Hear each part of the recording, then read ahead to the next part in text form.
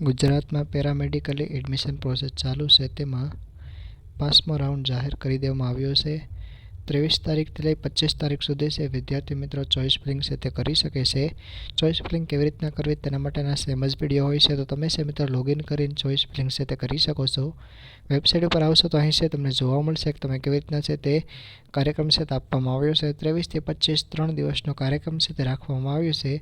તમારું રિઝલ્ટ છે 25 તારીખે અથવા 26 તારીખે છે તે જાહેર કરી દેવામાં આવી શકે છે. ઓકે, તો 5મા રાઉન્ડનો કાર્યક્રમ છે તમે અહીં જોઈ શકો છો કે 5મો રાઉન્ડ સરકારી સંસ્થાઓની બેઠકો માટે નવેસરથી ચોઇસ ભરવાનું રહેશે. 4થા રાઉન્ડ સુધીમાં આપણે ભરેલ તમામ ચોઇસ રદ કરવામાં આવે છે.